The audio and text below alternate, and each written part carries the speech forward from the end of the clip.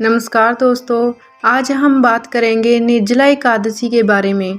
2023 में मई में निर्जला एकादशी कब पड़ रही है, शुभ मुहूर्त क्या रहेगा, पूजा विधि क्या रहेगी। आज की इस वीडियो में हम आपको संपूर्ण जानकारी देंगे। निर्जला एकादशी हिंदुओं की एक ऐसी एकादशी है जो भगवान श्री हरि विष्णु को समर्पित होती है। वैसे तो जितनी भी एकादशी हैं वह श्री हरि विष्णु को ही समर्पित होती हैं, लेकिन जो निर्जला एकादशी है इसका अलग ही महत्व होता है। यह ज्येष्ठ माह के शुक्ल पक्ष में आती है। निर्जला एकादशी को ज्येष्ठ शुक्ल एकादशी के नाम से भी जाना जाता है। आमतौर पर निर्जला एकादशी गंगा दशहरा के बाद आती है, लेकिन कभी कभी एक ही दिन एक ही तिथि में वह पड़ जाती हैं।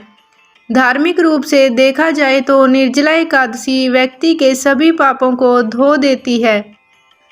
इस एकादशी को 5 पांडव भाई के कारण पांडव निर्जला एकादशी या भीमसेन एकादशी के नाम से भी जाना जाता है।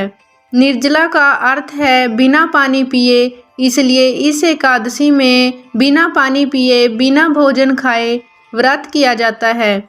निर्जला एकादशी सबसे कठिन और सबसे महत्वपूर्ण एकादशी है।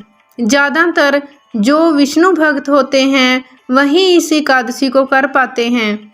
सुबह आपको नहाकर सिर्फ श्री हरि विष्णु की पूजा करनी है और पूरे दिन पूरे रात को आपको कुछ नहीं खाना है और ना ही आपको जल ग्रहण करना है। अगले दिन पारण के बाद ही भोजन किया जाता है। और इस बार 2023 में निर्जला एकादशी कब पड़ रही है? इस बार निर्जला एकादशी 31 मई बुधवार को पड़ रही है। अगर आप साल में जितनी भी एकादशी होती हैं उनका व्रत आप नहीं कर पाते हैं तो निर्जला एकादशी का एक व्रत करके आप सब एकादशी के पुण्य फल की प्राप्ति कर सकते हैं। इसलिए निर्जला एकादशी का व्रत सब नहीं कर पाते, क्योंकि यह व्रत बहुत अधिक कठिन माना गया है। निर्जला एकादशी का 24 घंटे तक व्रत किया जाता है। सबसे कठोर व्रत होता है। भगवान की भक्ति के लिए आवश्यक दिन होता है। साथ ही साथ यह जो व्रत है 10वीं तिथि से ही शुरू हो जाता है और सूर्यास्त से पहले ही चावल के बिना भोजन किया जाता है। और हमें इस बात का भी विशेष ध्यान रखना है कि एकादशी के दिन चाहे हम व्रत कर रहे हैं या नहीं कर रहे हैं, हमें चावल का भोजन नहीं करना है।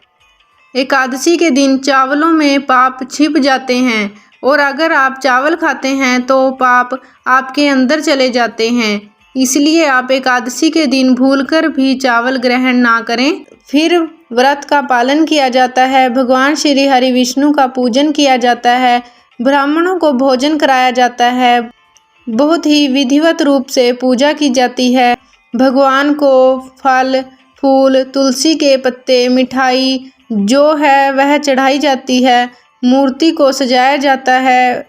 जो लोग निर्जला एकादशी का व्रत करते हैं उन्हें पूरी रात जागना चाहिए, भजन कीर्तन में भाग लेना चाहिए, भगवान श्री हरि विष्णु के मंदिरों में जाना चाहिए, गरीबों को कपड़े, जूते, चप्पल आदि का दान करना चाहिए। यह सारी चीज़ें हमें ध्यान में ज़रूर रखनी चाहिए। अब अगर हम निर्जला एकादशी के शुभ मुहूर्त की बात करें, निर्जला एकादशी का शुभ मुहूर्त 31 मई को है, दिन बुधवार है।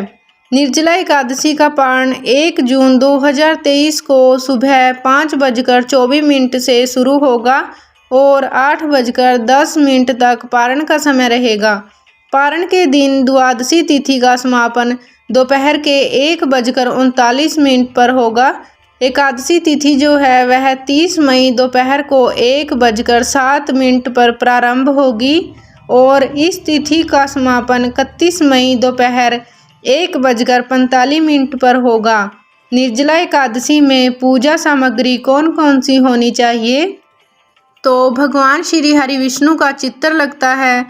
नारियल, फूल, फल, धूप, कपूर, पंचामृत, तुलसी के पत्ते होते हैं। तुलसी के पत्ते आपको एक दिन पहले ही तोड़कर रख लेने चाहिए और जो तुलसी दल होते हैं वह कभी भी बासी नहीं होते। इस चीज़ का हमेशा ध्यान रखें। पान, सुपारी, लौंग, चंदन, घी, अक्षत, मिठाइयाँ, इस तरीके से आपको सभी सामान रखना है। निर्जला एकादशी के पारण का अर्थ होता है व्रत का तोड़ना। व्रत के अगले दिन सूर्योदय के बाद निर्जला एकादशी का पारण किया जाता है। द्वादशी तिथि के अंदर ही पारण करना आवश्यक है, जब तक कि द्वादशी सूर्योदय से पहले समाप्त ना हो जाए। द्वादशी के दिन पारण ना करना अपराध के समान माना जाता है। अगर हम पूजा विधि की बात करें तो सबसे पहले आपको स्नान करना है, घर के मंदिर में दीपक जलाना है, भगवान श्री हरि विष्णु का गंगा जल से अभिषेक करना है, पूजा में फूल भगवान को और तुलसी के पत्ते चढ़ाने हैं, भगवान को सात्विक चीज़ों का भोग लगाना है, भगवान श्री हरि विष्णु की आरती करनी है, भगवान श्री हरि विष्णु और महालक्ष्मी जी की पूजा करनी है। निर्जला एकादशी का व्रत क्यों किया जाता है? तो हिंदू मान्यता के अनुसार जब वेदों के रचयिता वेद व्यास जी पांडवों के घर गए थे तो महाबली भीम ने उनका इतना सत्कार किया था कि वह प्रसन्न हो गए थे। उसमें वेद व्यास ने उनसे पूछा कि महायोद्धा, आपके मन में विचार कैसे उठ रहे हैं? आप चिंतित क्यों दिखाई दे रहे हैं? तब महाबली भीम ने वेद व्यास को अपने मन की व्यथा सुनाई। उन्होंने कहा, आप जानते हैं कि घर में सभी एकादशी का व्रत रखते हैं, लेकिन मैं ऐसा करने में असमर्थ हूँ क्योंकि मैं भूखा नहीं रह सकता हूँ। कोई ऐसी व्रत की विधि बताइए जिसके करने से मुझे सभी एकादशी का फल मिल सके। उसमें वेद व्यास जी ने भीम से कहा था कि हे महाबली भीम, आपको चिंता करने की आवश्यकता नहीं है, आप निर्जला एकादशी का व्रत कर सकते हैं। इससे साल भर की एकादशी करने के समान फल हो जाएगा। तब भीम ने वैसा ही किया और स्वर्ग को गए।